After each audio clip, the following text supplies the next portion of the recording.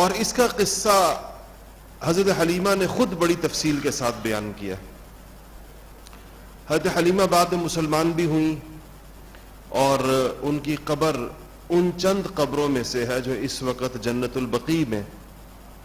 جو چند نشان باقی ہیں قبروں کے، اور ان میں سے کچھ کے نام جو معلوم ہیں، ان قبروں میں سے قبر حضرت حلیمہ سعدیہ رضی اللہ عنہا کی بھی ہے. تو یہ طائف کے پاس ان کا قبیلہ رہتا تھا، اور یہ کہتی ہیں کہ ہم عورتیں سال میں 2 دفعہ مکہ آتی تھی، اور ظاہر ہے کہ وہ عورتیں آتی تھیں جن کی اپنی گودوں میں بچے ہوتے تھے، کیونکہ بچے کو دودھ پلانا ہوتا تھا. دودھ جس خاتون کا دودھ ہو تو وہی رضاعت کے لیے بچہ لے کے جا سکتی ہے. تو جس خاتون کا بچہ ہو اور دودھ پینے کی عمر میں ہو تو وہ آتی تھی، اور مکہ مکرمہ کے لوگ اپنے بچے ان کے حوالے کرتے تھے ایک معقول معاوضے کے اوپر، اور یہ ان کا ایک ذریعہ آمدن تھا ان خواتین کا. تو اپنے بچے کے ساتھ اس بچے کو بھی دودھ پلاتی تھی جس کو لے کر آتی تھی، اور جب دودھ چھڑانے کی عمر ہو جاتی تھی تو اس کے بعد بچہ واپس دے جاتی تھی. تو یہ بھی آئیں، کہنے لگیں کہ جس سال ہم آ رہے تھے مکہ مکرمہ تو وہ سال ہم لوگوں کے لیے، طائف والوں کے لیے بڑا سخت سال تھا. کتابوں میں، سیرت کی کتابوں میں لکھا ہے کہ مکہ کے اندر بھی آپ صلی اللہ علیہ وسلم کی پیدائش سے پچھلا سال جو تھا وہ بڑی سخت غربت اور قحط سالی کا سال تھا، اور آپ کی تشریف آوری کی برکت سے اگلا سال بڑی فراخی اور ہریالی کا سال آیا. تو کہتی ہیں کہ ہمارے ہاں چونکہ گزر بسر زیادہ جانوروں پر تھی، اور جب خشک سالی ہوتی تو بارش جب نہ ہوتی تو میدان سوکھ جاتے، چراگاہیں نہ رہتی. جب چراگاہیں نہ رہتی تو جانور دبلے ہو جاتے. تو کہنے لگی میرے پاس ایک اونٹنی تھی، اور خوراک نہ ملنے کی وجہ سے، سبزہ نہ ملنے کی وجہ سے وہ انتہائی دبلی اور اس کے تھن بالکل خشک، اور میرے شوہر بہت کوشش بھی کرتے تو اس میں سے نہ ہونے کے برابر دودھ نکلتا. اور ایک میرے پاس سواری تھی، اور اس پہ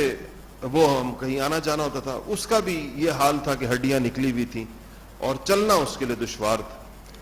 لیکن یہی 2 چیزیں، اور اپنے شوہر، حارث نام تھا ان کے شوہر کا، بن عبد العزہ، یہ بھی مسلمان ہوئے بعد میں، ان کو لے کر کہتی ہیں کہ میں اپنے اور اس بچے کو جس کو دودھ پلا رہی تھی،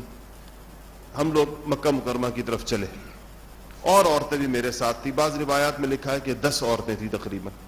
اچھا، یہ اپنا کوئی خیمہ ویمہ بھی ساتھ لے کر آتے تھے، کیونکہ انہوں نے مکہ سے باہر پھر اپنا ایک چھوٹا سا، جس طرح خانہ بدوشوں کی خیمہ بستی ہوتی ہے، وہ لگا لیا کرتے تھے. اور پھر یہ عورتیں مکہ میں پھیل جاتی تھیں، اور ہر گھر میں پتہ چل جاتا تھا آتے ہی کس کس گھر میں بچہ پیدا ہوا ہے، تو اس گھر سے جا کر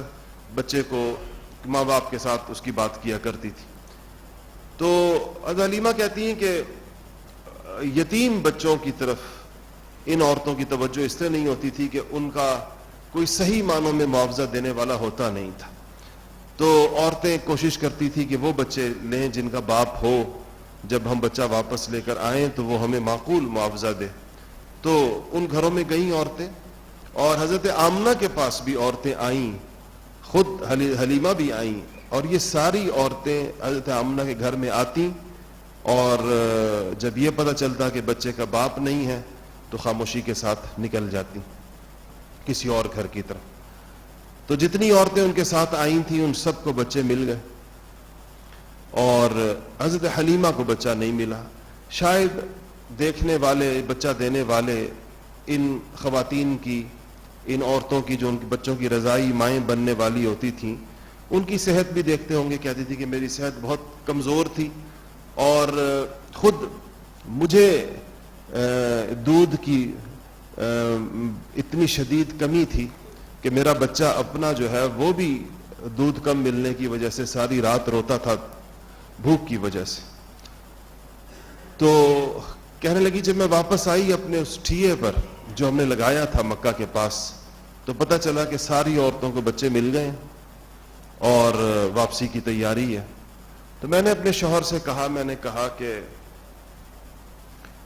میں ایک بچہ یتیم چھوڑ آئی ہوں، اور یہ باقی عورتیں بھی اس کو چھوڑ آئی ہیں، تو خالی ہاتھ